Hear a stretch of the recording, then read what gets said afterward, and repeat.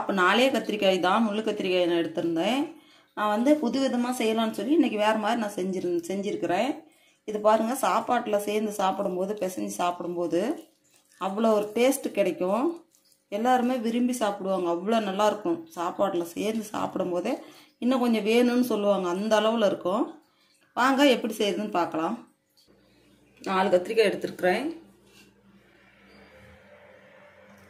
அறுத்து தண்ணியில் போட்டுடலாம்.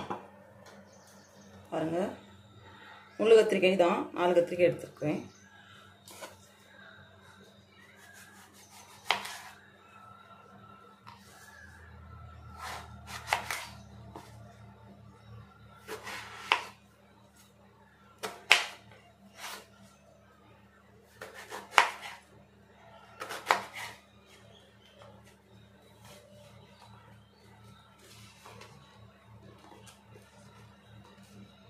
நறுக்கி தண்ணியில் போட்டுடலாம். பாருங்கள், எல்லாம் கத்திரிக்காயும் அறுத்தாச்சு. தண்ணியில் அப்படி வடித்து எடுத்துக்கலாம். அப்படியே தண்ணியெல்லாம் வடிட்டோம். இதில் கொஞ்சம் எண்ணெய் ஊற்றிக்கலாம். கொஞ்சம் சேர்த்தியே ஊற்றிக்கலாம். ஒரு 4 ஸ்பூன் எண்ணெய் விட்டுக்கலாம். இப்போ நம்ம இந்த கத்திரிக்காவை இதில் போட்டுக்கலாம். எண்ணெய் இல்லாத வடித்து எடுத்துக்கிட்டோம். இது எப்படி எண்ணெயிலே வணங்கட்டும். நல்லா வணக்கி எடுத்துக்கலாம். நான் முள்ளு கத்திரிக்காய் தான் 4 கத்திரிக்காய் எடுத்துருக்குறேன். நல்லா வதங்கட்டும். அதே எல்லாம் கத்திரிக்காயெல்லாம் எண்ணெயிலே வெந்துருச்சு. இப்போ நம்ம இதை எடுத்துக்கலாம்.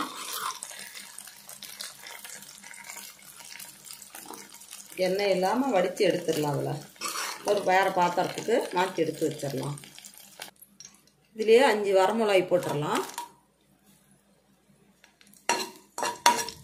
அப்படியே வறுத்து எடுத்துக்கலாம். வறுத்தாச்சு. இதை எடுத்து தனியாக வச்சிடலாம். பாருங்கள், வறுத்தாச்சு, எடுத்து வச்சிடலாம். ஆறட்டும். இப்போ அந்த மிக்சி கப்பில் மிளகாய் போட்டு அப்படியே கொஞ்சம் பொடி பண்ணிட்டு வந்துடலாம். அதுக்கு தேவையான அளவு உப்பு போட்டு பொடி பண்ணிக்கலாம். பாருங்கள், இந்த அளவுக்கு பொடி பண்ணிட்டு வந்துட்டேன். இப்போ வந்து இதில் ஒரு பெரிய வெங்காயம் கட் பண்ணி வச்சுக்கிறோம். அதெல்லாம் சேர்த்துக்கலாம். ஒரு கருவேப்பிலை கொத்து போட்டுடலாம். ஒரு கைப்பிடி கொத்தமல்லி தழை அதையும் இதில் சேர்த்துக்கலாம். ஒரே சுத்துட்டு எடுத்துகிட்டு வந்துடலாம். பாருங்கள், ஒரு சுத்துட்டு எடுத்துகிட்டு வந்துடுறேன். எப்படி இருக்குதுன்னு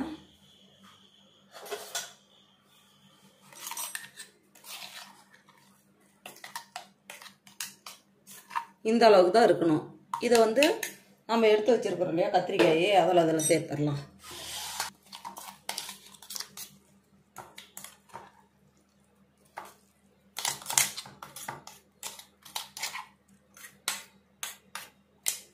கொஞ்சம் நான் காரம் கம்மியாக தான் போடுறேன். நீங்கள் காரத்துக்கு உங்களுக்கு அதிகமாக வேணும்னா இன்னும் ஒரு மிளகாய் சேர்த்தி கூட போட்டுக்கோங்க.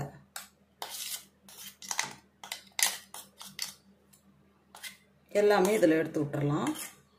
பாருங்கள், எல்லாம் சேர்த்து போட்டாச்சு. 1/4 கப்பு புளி கரைச்சி வச்சுருக்கிறேன். அதை இதில் சேர்த்துக்கலாம். எல்லாம் சேர்த்து நல்லா இப்படி கரண்டியிலே அழுத்தமாக கொடுத்து கலந்துக்கலாம். ஏன்னா அந்த கத்திரிக்காய் நம்ம சேர்த்து வச்சுருக்கிற கொத்தமல்லி தழை, கருவேப்பிலை, மிளகாய், இந்த காரம் எல்லாம் சேர்த்து கலந்து வரும்போது அவ்வளோ ஒரு டேஸ்ட்டு கிடைக்கும். பாரு, வாசமே நல்லா இருக்குதுங்க. இது மற்றெல்லாம் போட்டு கடைய தேவையில்ல. அப்படி கரண்டி இப்போ ஸ்பூனை வச்சு இப்படி அழுத்தம் கொடுத்தமாவே எல்லாம் கரைஞ்சி வந்துடும், கலந்துக்கும். இது மாதிரி நீங்களும் செஞ்சு பாருங்கள். அவ்வளோ டேஸ்ட்டாக இருக்கும் சாப்பிட்றதுக்கு. எல்லோரும் விரும்பி சாப்பிடுவாங்க. இதை மறக்கவே மாட்டாங்க. அந்த அளவுக்கு ஒரு டேஸ்ட் கொடுக்குது. நாங்கள் வந்து அடிக்கடி இப்படி செய்வேன். சரி, இன்னைக்கு செஞ்சு காட்டலாம் அப்படின்னு சொல்லி உங்களுக்கு இதை நான் செஞ்சு காட்டுறேன். பாருங்கள், அவ்வளோ ஒரு டேஸ்ட்டு கிடைக்கும். பாருங்கள், எல்லாமே சேர்ந்து அப்படியே மசிச்சாச்சு ஸ்பூனு வச்சு. இப்போ நாம் தாளிச்சோம் இல்லையா, அதில் இருக்கிற எண்ணெயை ஒரு ஸ்பூன் விட்டுக்கலாம். இதுலேயே கத்திரிக்காய் வணக்கி எடுத்தோம் இல்லையா, அதில் இருக்கிற எண்ணெயை ஒரு ஸ்பூன் இதில் சேர்த்துக்கலாம்.